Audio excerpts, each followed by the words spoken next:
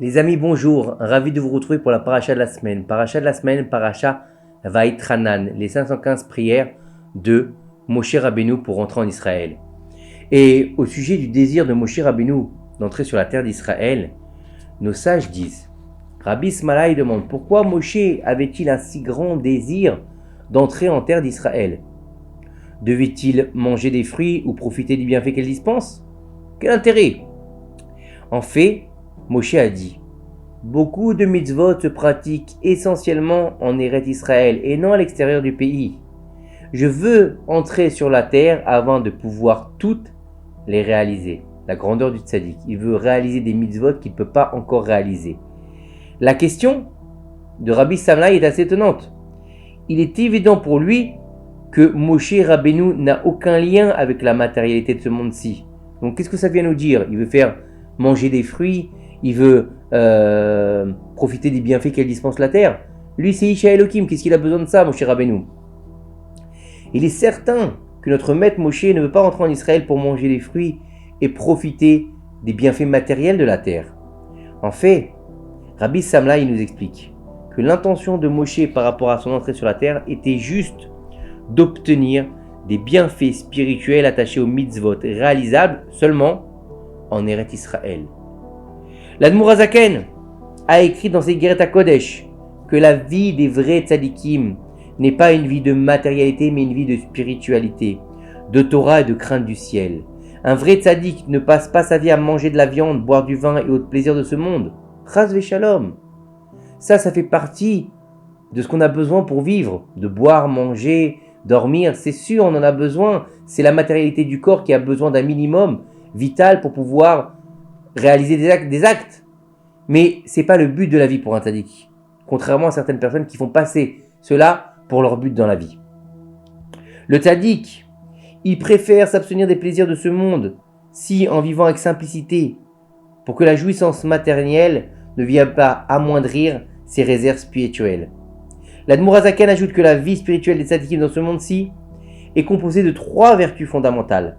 La foi, la crainte et l'amour. C'est-à-dire que l'essence du vrai juste est la Emouna en Hachem. La crainte d'Hachem et l'amour d'Hachem. Donc on va avoir la foi, on va avoir la crainte et on va avoir l'amour. Et tout celui qui possède ces 3 saintes vertus est appelé un tzaddik parfait. Lorsque tu crains, lorsque tu aimes et lorsque tu crois en Hachem, tu es devenu un tzaddik parfait. Et son lien avec le maître du monde, il nous dit l'Admour HaZaken, il ne pourra jamais être brisé. Comme il est écrit qu'un triple lien est très difficile à rompre. Par contre, celui qui utilise ces 3 vertus pour poursuivre les plaisirs de ce monde, il est écrit sur lui, tout celui qui utilise au nom du ciel mais qui fait autre chose sera arraché de ce monde. Alors allez-nous faire très attention. De plus, l'Admour HaZaken explique que nous avons trouvé les 3 vertus citées précédemment et bien définies dans des versets reliés à la vie. Au sujet de la foi, de la Emouna, il est écrit « Et le tzaddik vivra par sa foi », c'est marqué dans Habakkuk.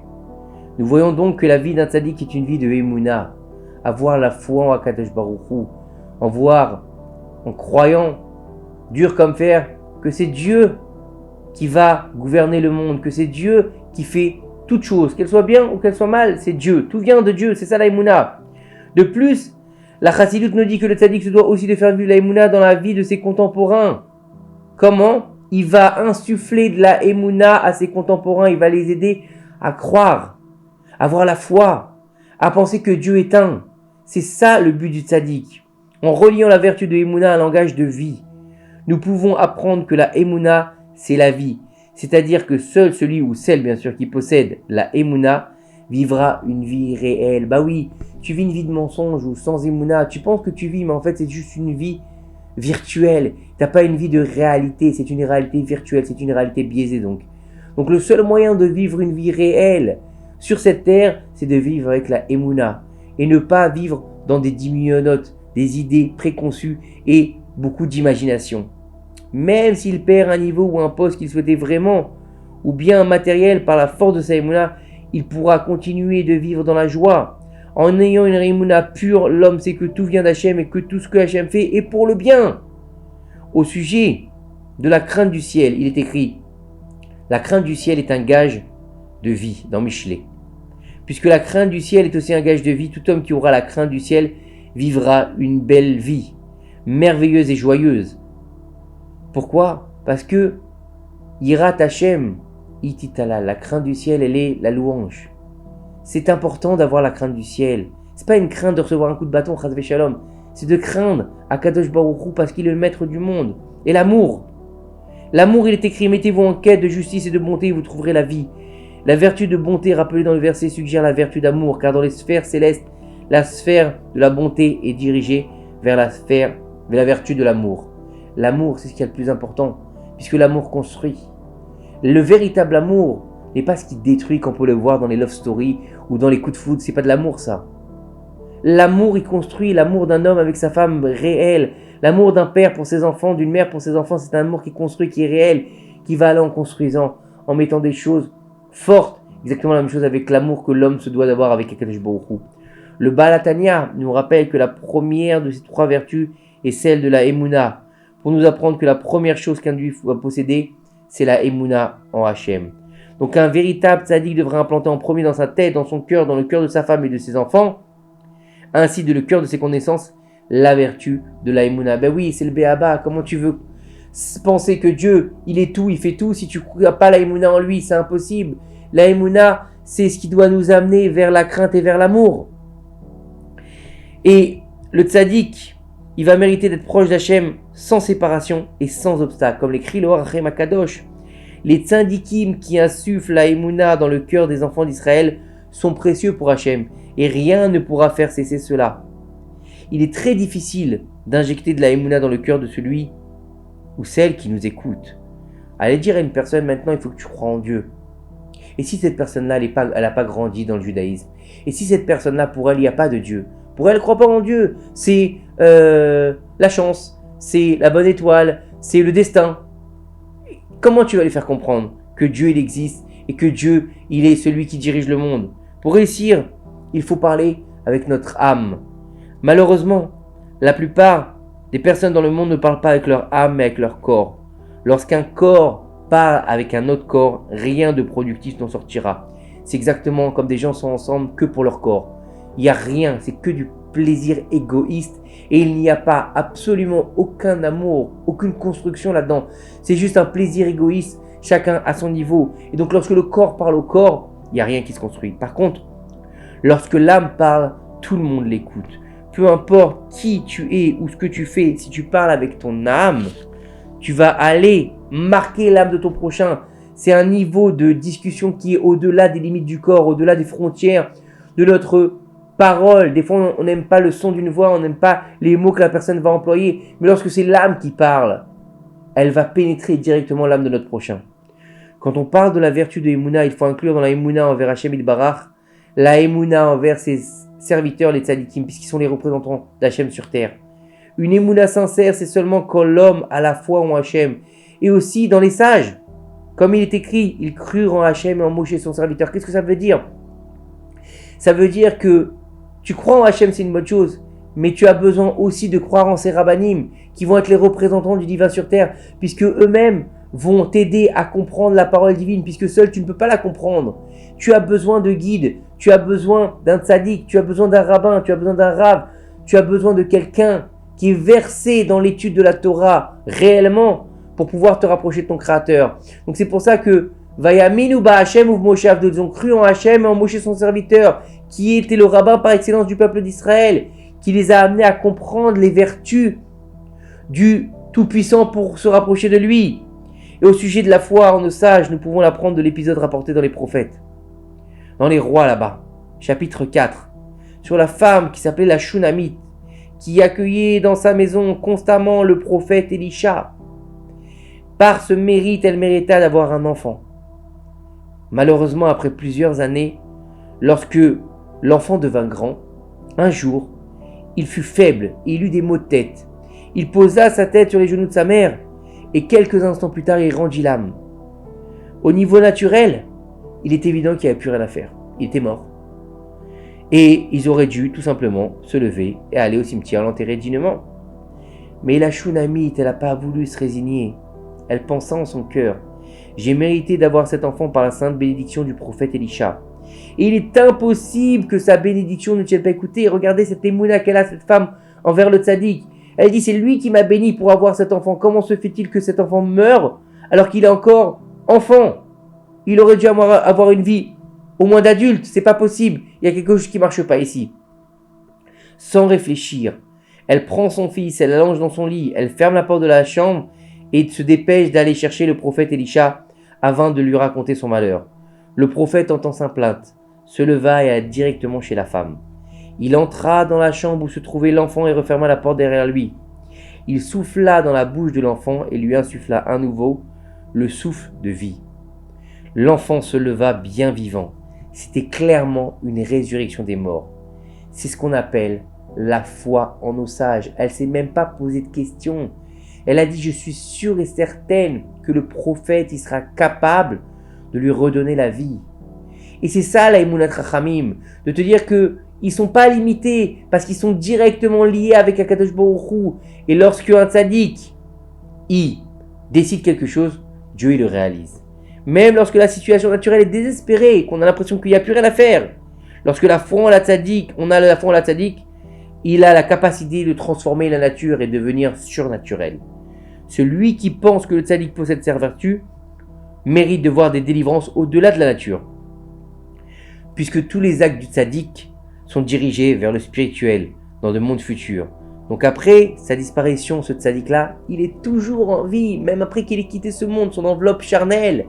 C'est-à-dire que lorsqu'on va aller sur la tombe d'un tzaddik, et on va pas dire au tzaddik, fais un miracle pour moi, on va dire, demande à Kadosh Baruch Hu de m'exaucer. Et qu'est-ce qu'on va faire?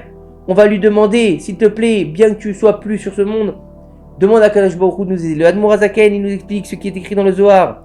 Le tzaddik après sa mort se trouve dans tous les mondes encore plus que lorsqu'il était en vie. Un tzaddik après sa mort se trouve dans les mondes supérieurs. Alors, comment dire qu'il est dans ce monde-ci encore plus vivant lorsqu'il était en vie? Bah oui, s'il est dans le monde supérieur. Ce que voient nos yeux, c'est qu'il ne fait plus partie de ce monde tout simplement. Vous allez voir même un tzaddik, même un grand tzaddik, qui se nomme Baba Saleh, Rav Kadouri, Rabbeinu Yoram. Vous allez les voir, où est-ce qu'on va les voir en général? On va les voir au cimetière, pas dans leur maison. On va voir dans des tsiounim, on va pas les voir dans des appartements. On sait il y a une stèle, et on va voir le tzaddik à ce niveau-là. Et l'Admor Hazaken, il nous dit que lorsque le tzaddik vivait dans notre monde, son âme était immense et possédait les 3 vertus dans son corps. Donc ses élèves et les personnes qui venaient le voir ne pouvaient voir de lui que ce qu'il matérialisait par ses paroles. Et il ne pouvait pas partager avec eux son intériorité, mais seulement son extériorité. Ses plus nobles vertus étaient enfuies en lui, mais après sa disparition, quand le corps se sépare de son âme et qu'elle rejoint le Gan Eden avec les 3 vertus qu'elle a pratiquées toute sa vie durant, elle n'est plus limitée par son corps matériel et devient complètement spirituelle. Donc celui qui s'accroche au tzaddik après sa mort pourra recevoir non seulement la bénédiction du tzaddik de l'extériorité, mais pouvoir recevoir le côté de l'intériorité du tzaddik qu'il ne pouvait transmettre lorsqu'il était en vie. Ça veut dire qu'il se reliera au tzaddik aussi bien dans l'intériorité que dans l'extériorité. C'est un niveau exceptionnel. Après la disparition du tzaddik de ce monde, son âme ainsi que ses vertus se trouvent avec lui au Gan Eden, alors que ses élèves se trouvent dans leur monde. Alors, comment font-ils pour recevoir cette sainteté?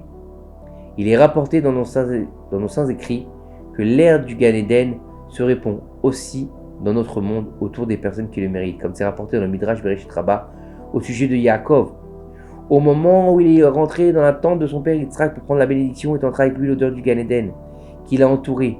L'esprit du tzaddik après sa mort détient encore plus de force que de son vivant, car il n'est plus limité par la matérialité qui l'enveloppait.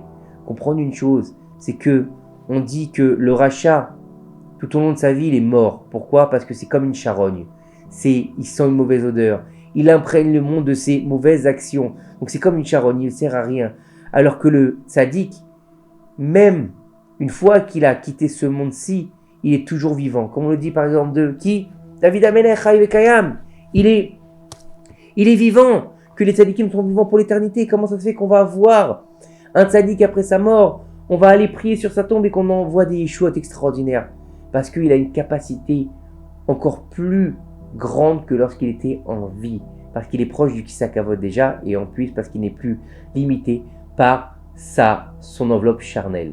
De comprendre que la force des tzadikim de vérité, les vrais, on ne parle pas des faux, de ceux qui utilisent des stratagèmes ou de la magie noire pour faire des miracles. On ne parle pas de cela, on parle des vrais tzadikim de Emouna et de vérité qui eux utilisent la véritable Torah. C'est-à-dire que lorsqu'on va les voir, ils ne vont pas nous dire va laver ta maison avec du sel et puis va manger 3 poissons à Shabbat et donne-moi 3600 shekels et ça y est, tout va bien se passer. Non, qui va te dire, la Torah, elle demande que tu fasses un pidyon nefesh, que tu étudies les lois de pureté familiale, que tu te renforces dans ton Shabbat, que tu fasses attention à ta pudeur, qui suivent les chemins de la Torah, qui suivent dans leur demande ce que la Torah elle demande.